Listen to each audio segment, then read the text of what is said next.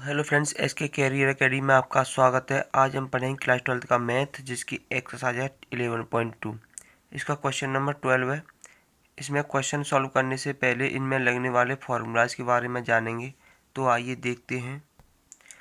तो इनमें सबसे पहले देखेंगे दो रेखाओं के बीच की न्यूनतम दूरी। अगर हमारे पास दो रेखाएँ दी गई हैं और उनके बीच की न्यूनतम दूरी पूछी है, जैसे कि हमें एक रेखा दी गई है R vector equal to A1 plus lambda B1, clear. और दूसरी रेखा दी गई है इस प्रकार R vector equal to A2 plus mu के रूप में म्यू B2, क्लियर। ये हमारे पास दो रेखाएं दी गई हैं। उसके बाद जो हमारे रेखाओं के समीकरण दिए गए होंगे वहाँ से हम A1 और B1 का मान निकालेंगे। इसी प्रकार इस समीकरण में से हम A2 और B2 का मान निकालेंगे, क्लियर। तो इसकी जो न्यूनतम दूरी है, दूरी ज्ञात करने के लिए हमारे पास एक फॉर्मूला होता है। सबसे पहले हम लगाएंगे मोड, क्लियर। तो वहाँ पर लिखेंगे B1 क्रॉस B2, यानी कि B1 और B2 का क्रॉस मल्टीप्लाई निकालेंगे। डॉट करेंगे A2 माइनस A1, यानी कि A2 में से हम A1 को माइनस कर देंगे, अपॉन B1 क्रॉस B2, यानी कि B1 और B2 का जो क्रॉस मल्टीप्लाई आएगा उसका हम मापांक निकालेंगे और उससे दे देंगे इसमें भाग। ये हमारी न्यूनतम दूरी का फॉर्मूला। एक और फॉर्मूला हम पढ़ चुके हैं, जैसे कि A1 A2 plus B1 B2 plus C1 C2 equal to 0, यानी कि हमारे ये क्या है, दिक् अनुपात हैं। यानी कि दिक् अनुपातों का योगफल अगर 0 आ जाए तो हमारी जो रेखाएं होंगी वो परस्पर लंबवत होंगी, क्लियर। तो क्वेश्चन नंबर 12 दिया गया है, पी का मान ज्ञात कीजिए। ये दो रेखाएं दी गई हैं जो परस्पर लंबवत हों। तो ये दोनों परस्पर लंबवत हैं, तो यहाँ पर हमें पी का मान ज्ञात करना है। तो सबसे पहले हम इसमें दिक् अनुपात निकालेंगे। तो पहली रेखा में दिक् अनुपात 3 2p और 2 होगा, और दूसरी रेखा में दिक् अनुपात 3p 1 और 5 होगा। लेकिन ये गलत हो जाएगा। क्यों हो जाएगा? क्योंकि ये दोनों रेखाएं व्यवस्थित नहीं है। व्यवस्थित किस प्रकार नहीं है? क्योंकि हमारी जो रेखा होती हैं वो इस प्रकार होनी चाहिए, x minus x1 equal to y minus y1 equal to z minus z1, इस प्रकार की होनी चाहिए। तो सबसे पहले हम अपनी रेखाओं को व्यवस्थित करेंगे। तो सबसे पहले पहली रेखा को व्यवस्थित करेंगे तो लिखेंगे, तो सबसे पहले क्या आता है, x आता है, यानी कि यहाँ से हम माइनस चिन्ह कॉमन ले लेंगे।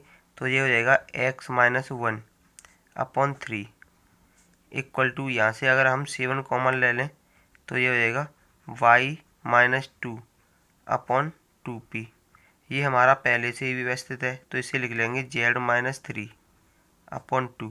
तो इसको हम लिख सकते हैं x माइनस 1, अब ये माइनस है, ये नीचे पहुँच जाएगा, तो इसे लिख सकते हैं माइनस 3 इक्वल टू, इसे लिख सकते हैं y माइनस 2 अपॉन 7, इसके नीचे पहुँच जाएगा, तो ये हो जाएगा 2p upon 7 equal to z minus 3 upon 2।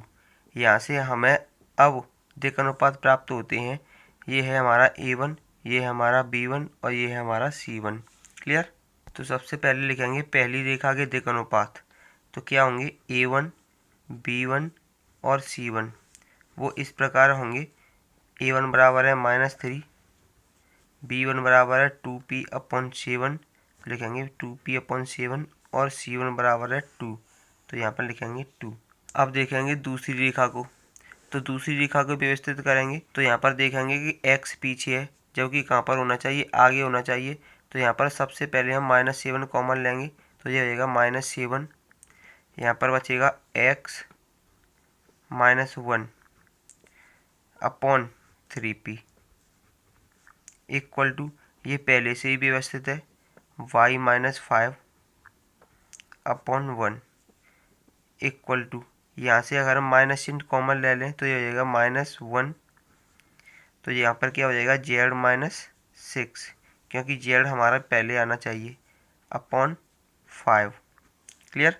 तो ये इसके नीचे चली जाएगी, तो ये हो जाएगा x माइनस 1 अपॉन जाएगा माइनस के 3p upon 7 equal to y minus 5 upon 1।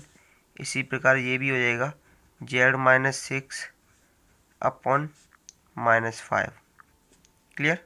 अब यहाँ से हम दूसरी रेखा के दिक् अनुपात निकालेंगे, वो होंगे, ये होगा A2, ये होगा B2 और ये होगा C2। तो लिखेंगे दूसरी रेखा के दिक् अनुपात A2 B2 C2 equal to कौन से होंगे, ये होगा हमारा A2 यानी कि माइनस के 3p अपॉन 7, ये होगा हमारा B2 यानी कि 1 और ये होगा हमारा C2 यानी कि माइनस के 5। क्लियर। अब क्योंकि क्वेश्चन कह रहा है कि दोनों रेखाएं परस्पर लंबवत हैं, तो लंबवत के लिए हमारा फॉर्मूला होता है, जब दोनों रेखाएं परस्पर लंबवत हों तब A1 A2 plus B1 B2 plus C1 C2 equal to 0 के बराबर होना चाहिए। क्लियर। तो यहाँ से सबसे पहले हम A1 का मान निकालेंगे, तो A1 का मान कितना है -3, तो यहाँ पर लिखेंगे -3। A2 का मान निकालेंगे तो कितना है 3p अपॉन माइनस के 3p अपॉन 7, तो लिखेंगे माइनस के 3p अपॉन 7 प्लस B1 का मान कितना है 2p अपॉन 7, तो यहाँ पर लिखेंगे 2p अपॉन 7। B2 का मान कितना है 1, तो यहाँ पर लिखेंगे 1 प्लस C1 का मान कितना है 2, तो यहाँ पर लिखेंगे 2 इंटू C2 का मान कितना है -5 इक्वल टू 0। माइनस से माइनस हो जाएगा प्लस, और 3 का 3 में मल्टीप्लाई करेंगे तो ये हो जाएगा 9 अपॉन 7। क्लियर। प्लस इसका ऐसे मल्टीप्लाई करेंगे तो ये हो जाएगा 2p अपॉन 7, इसका ऐसे मल्टीप्लाई करेंगे तो ये हो जाएगा माइनस के 10 इक्वल टू 0। अब यहाँ पर एलसीएम ले लेंगे 7, तो ये हो जाएगा 9p प्लस 2p और इसका ऐसे मल्टीप्लाई होगा तो माइनस के 70 इक्वल टू 0। ये 0 में चला जाएगा और ये कितना हो जाएगा 11, 9p और 2p हो जाएगा 11p माइनस 70 इक्वल टू, ये 0 में चला जाएगा, 70 उधर जाएगा तो ये हो जाएगा 11p इक्वल टू 70। क्योंकि हमें p की वैल्यू निकालनी है तो p इक्वल टू हो जाएगा 70 अपॉन 11, क्योंकि हमें p का मान ज्ञात करना है, तो यही हमारा आंसर है। क्वेश्चन नंबर 13 है, दिखाइए कि रेखाएं इतनी और इतनी परस्पर लंबवत हैं। तो परस्पर लंबवत हैं इसका मतलब क्या है, A1 A2 B1 B2 और C1 C2 का योग कितना होना चाहिए, 0 के बराबर होना चाहिए। तो सबसे पहले हम A1 A2 B1 B2 और C1 C2 का मान निकालेंगे। अब यहाँ पर हमें इन्हें व्यवस्थित करने की ज़रूरत नहीं है, क्योंकि x minus x1 y minus y1 और z माइनस z1। इसी प्रकार यहाँ पर x minus x1 y minus y1 और z माइनस z1, क्योंकि यहाँ पर x1 y1 z1 के मान कितने हैं 0 हैं। क्लियर। तो यहाँ पर देखेंगे हम, तो यहाँ पर सबसे पहले लिखेंगे पहली रेखा के दिक् अनुपात। तो पहली रेखा के दिक् अनुपात होंगे हमारा A1 B1 और C1। A1 B1 C1 कौन कौन से होंगे, A1 का मान होगा 7, तो यहाँ पर लिखेंगे 7। B1 का मान होगा -5, तो यहाँ पर लिखेंगे -5 और C1 का मान होगा 1, तो यहाँ पर लिखेंगे 1। क्लियर। ऐसे ही दूसरी रेखा के दिक् अनुपात होंगे हमारे, दूसरी रेखा के दिक् अनुपात होंगे A2 B2 और C2। A2 का मान है यहाँ पर हमारा 1, B2 का मान है 2 और C2 का मान है 3। क्लियर। तो यहाँ पर देखेंगे कि दोनों रेखाएं परस्पर लंबवत हैं। तो दोनों रेखाएं परस्पर लंबवत होती हैं तो क्या होता है, A1 A2 plus B1 B2 plus C1 C2 equal to किसके बराबर होता है, 0 के बराबर होना चाहिए। क्लियर। तो इक्वल टू 0 के बराबर होना चाहिए। अगर इसका मान 0 के बराबर आ गया तो हम कह सकते हैं कि दोनों रेखाएं परस्पर लंबवत हैं। यानी कि A1 का मान कितना है 7, A2 का मान कितना है 1 प्लस B1 का मान कितना है -5 इंटू B2 का मान कितना है 2 प्लस C1 का मान कितना है 1 और C2 का मान कितना है 3। इनका मल्टीप्लाई करेंगे तो ये हो जाएगा 7 और इसका ऐसे मल्टीप्लाई करेंगे -10 और इसका ऐसे मल्टीप्लाई करेंगे +3। 7 और 3 कितने होंगे 10, 10 -10 कितना आ जाएगा 0। यानी कि A1 A2 plus B1 B2 plus C1 C2 किसके बराबर आ गया, 0 के बराबर आ गया। इसका मतलब है कि ये दोनों रेखाएं परस्पर लंबवत होंगी। तो लिखेंगे अतः दी गई रेखाएं परस्पर लंबवत हैं। क्वेश्चन नंबर 14 है, रेखाएं इतनी और इतनी दी गई हैं कि बीच की दूरी ज्ञात करनी है। तो सबसे पहले देखेंगे कि पहली रेखा दी गई है R vector equal to A1 plus lambda B1 के रूप में, और दूसरी रेखा दी गई है R vector equal to A2 plus mu B2 के रूप में, के बीच की न्यूनतम दूरी हमें ज्ञात करनी है। तो सबसे पहले लिखेंगे रेखाएं R vector equal to A1 plus lambda B1 और R vector equal to A2 plus mu B2 के रूप में हैं। तो यहाँ से इसकी तुलना इससे करेंगे और इसकी तुलना इससे करेंगे तो A1 B1 और A2 B2 का मान प्राप्त हो जाएगा। ये होगा हमारा A1 का मान और ये होगा B1 का मान।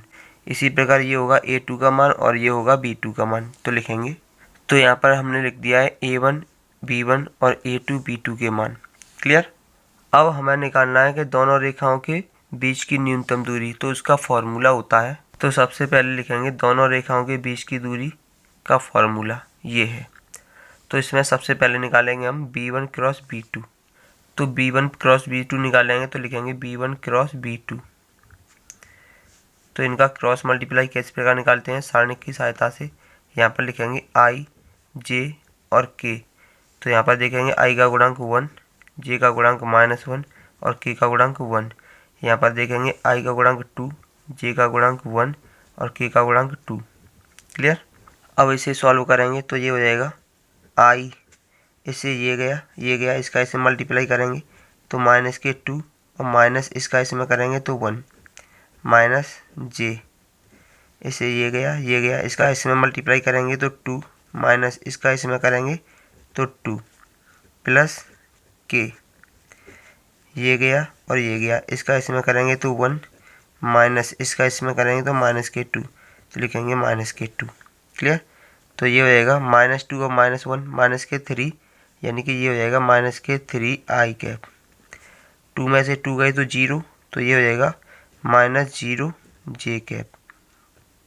और यहाँ पर माइनस से माइनस प्लस हो जाएगा तो +2 और +1 कितना हो जाएगा 3, यानी कि जो हो जाएगा +3 K कैप।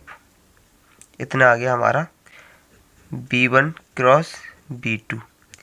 अब इनका मापांक निकालेंगे तो मापांक हो जाएगा हमारा मापांक B1 क्रॉस B2 का मापांक निकालेंगे तो रूट के अंदर I के गुणांक का वर्ग करेंगे तो कितना हो जाएगा -3 का वर्ग 9, J के गुणांक का वर्ग करेंगे यानी कि 0 रहेगा और K के गुणांक का वर्ग करेंगे तो कितना आ जाएगा 9, यानी कि ये आ जाएगा हमारा 9 और 9 18।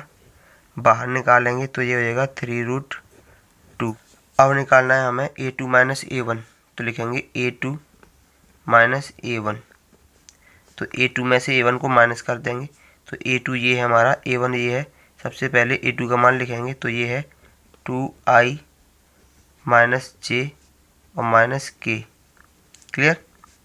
अब लिखेंगे A1 का मान, A1 का मान ये है, इसे लिखेंगे I plus 2J plus K। अब 2I में से I जाएगी तो कितनी बचेगी, I बचेगी। माइनस के J में से 2J जाएंगे तो ये भी माइनस का हो जाएगा तो कितना हो जाएगा -3J, और ये माइनस के K और इससे ये माइनस का हो जाएगा तो कितना हो जाएगा -2K। क्लियर। यानी कि A2 माइनस A1 का मान इतना आ गया। तो अब हम निकालेंगे दोनों रेखाओं की न्यूनतम बीच की दूरी। B1 क्रॉस B2 का मान कितना आया है, B1 क्रॉस B2 का मान ये आया है, इसे लिखेंगे -3I minus 0J plus 3K। Clear. अब देखेंगे A2 माइनस A1 का मान कितना आया है, तो A2 माइनस A1 का मान ये आया है, इसे लिखेंगे डॉट करके I माइनस 3J और minus 2K। Clear. Upon B1 cross B2 का मापांक कितना आया है, इसे देखेंगे तो यहाँ पर B1 क्रॉस B2 का मापांक आया है 3√2। यहाँ पर लिखेंगे 3√2। क्लियर। अब इन दोनों का मल्टीप्लाई करेंगे, -3I का I में करेंगे तो -3I², तो लिखेंगे -3I² का मान कितना होता है 1, तो 1 हो जाएगा। 0 का इसमें करेंगे तो ये हो जाएगा 0, और 3K का -2K में करेंगे तो -6K² हो जाएगा, और K² का मान होता है 1। क्लियर। अपॉन 3√2, ये -3, ये -6, कितना हो जाएगा -9 अपॉन 3√2। 3 से इसे कैंसिल कर देंगे तो कितना हो जाएगा -3 अपॉन √2।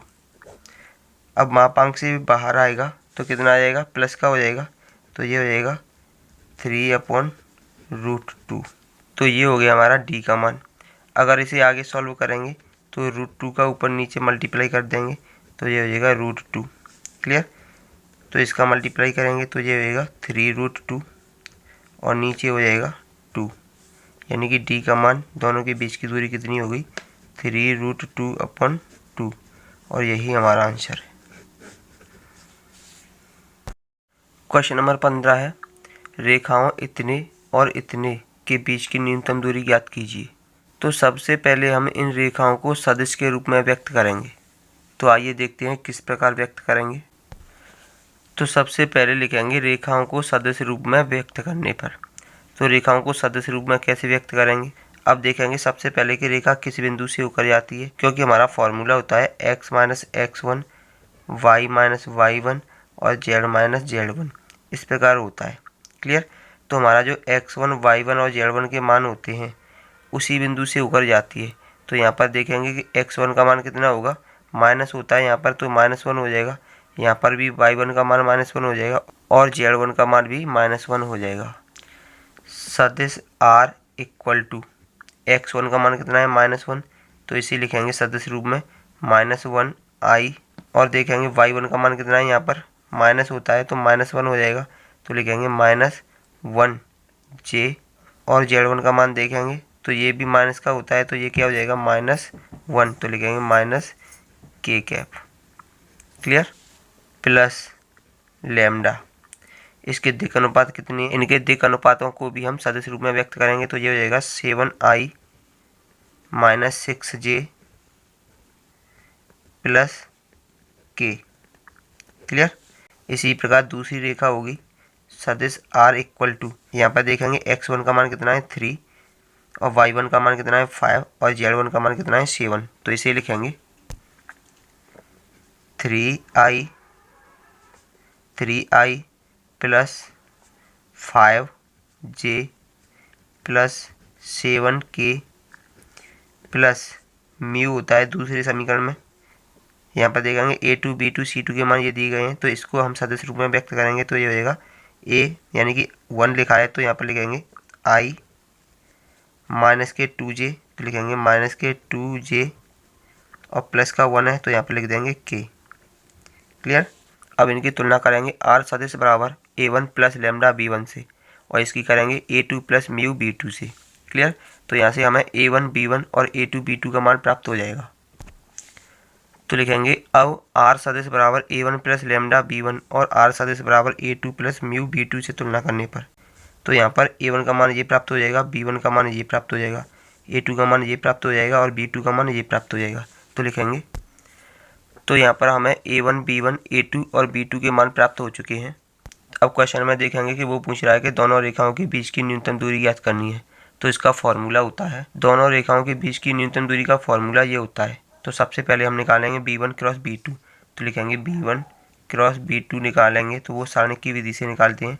तो यहाँ पर लिखेंगे i, j और k। क्लियर। तो b1 देखेंगे, b1 और b2 यहाँ पर है, इसके गुणांक लिखेंगे 7 - 6 और k। b2 के मान, b2 के गुणांक लिखेंगे, b2 का मान रखेंगे तो यहाँ पर रखेंगे 1 - 2 और 1। क्लियर। यहाँ पर इसका मान निकालेंगे तो मान हो जाएगा इसका, i को लेंगे सबसे पहले, i से ये गया, इसका ऐसे मल्टीप्लाई करेंगे -6, 1 का -6 से मल्टीप्लाई करेंगे -6, -2 का 1 में मल्टीप्लाई करेंगे तो -2 हो जाएगा। j को लेंगे, तो जैसे j से ये गया, j को लेंगे, -j को लेंगे तो j से ये गया और ये गया, इसका ऐसे मल्टीप्लाई करेंगे तो 7 -1 का 1 में करेंगे तो 1 हो जाएगा। प्लस k को लेंगे, k से ये गया और ये गया, इसका ऐसे मल्टीप्लाई करेंगे तो कितना हो जाएगा -14, तो लिखेंगे -14 माइनस इसका इसी में करेंगे तो माइनस के 6, तो लिखेंगे माइनस के 6। क्लियर। तो ये हो जाएगा हमारा माइनस से माइनस क्या हो जाएगा प्लस, माइनस के 6 और प्लस के 2 कितना हो जाएगा माइनस के 4 माइनस जे, ये कितना बचेगा 7 में से 1 गया तो 6 बचेगा, तो लिखेंगे 6 और यहाँ पर प्लस के, ये कितना है माइनस के 14, तो यहाँ पर लिखेंगे माइनस के 14 और माइनस से माइनस प्लस 6 हो जाएगा, तो लिखेंगे प्लस के 6। तो यहाँ पर हो जाएगा ये माइनस 4i माइनस 6j और ये कितना बचेगा माइनस के 8, तो माइनस के 8k, यानी कि b1 क्रॉस b2 बराबर कितना आ गया, इतना आ गया। अब निकालेंगे इसका मापांक, तो लिखेंगे मापांक b1 क्रॉस b2, तो ये हो जाएगा रूट, इनके गुणांकों के वर्गों का योग करेंगे तो माइनस 4 का वर्ग कितना हो जाएगा 16 प्लस माइनस के 6 का वर्ग कितना होगा 36 प्लस माइनस के 8 का वर्ग कितना हो जाएगा 84 इक्वल टू, इनको अगर हम ऐड कर दें तो ये हो जाएगा 116 और 116 को अगर बाहर निकालें तो ये हो जाएगा 2√29। क्लियर। अब ये तो निकल आया, ये भी निकल आया। अब निकालेंगे a2 माइनस a1, तो लिखेंगे a2 माइनस a1। a2 का मान कितना है, a2 का मान दिया है यहाँ पर ये वाला, इसे लिखेंगे और a1 का मान ये दिया है, इसे भी लिखेंगे। तो ये हमने यहाँ पर मान रख लिए हैं, तो ये माइनस से माइनस सभी प्लस हो जाएंगे, 3i और माइनस से ये प्लस हो जाएगा, तो 3i और i कितना हो जाएगा 4i, तो लिखेंगे 4i 5j और माइनस से ये भी प्लस हो जाएगा 5j और j कितना हो जाएगा 6j, तो यहाँ पर लिखेंगे 6j प्लस 7k और ये भी प्लस हो जाएगा k, तो कितना हो जाएगा 8k, यानी कि a2 माइनस a1 का मान कितना आ गया 4i plus 6j plus 8k आ गया। तो अब हमें निकालनी है न्यूनतम दूरी यानी कि d। तो सबसे पहले हम मान रखेंगे b1 क्रॉस b2 का। किसका मान रखेंगे b1 क्रॉस b2 का। तो देखेंगे b1 क्रॉस b2 का मान कितना आया है, इतना आया है, तो इसे लिखेंगे माइनस के 4i माइनस 6j और माइनस 8k। क्लियर। अब देखेंगे a2 माइनस a1 का, तो यहाँ पर देखेंगे a2 माइनस a1 का मान कितना आया है, ये आया है, तो इसे लिखेंगे डॉट करके 4i plus 6j plus 8k upon, अब इसका मापांक देखेंगे b1 क्रॉस b2 का मापांक कितना आया है, b1 क्रॉस b2 का मापांक आया है 2√29, तो लिखेंगे 2√29। क्लियर।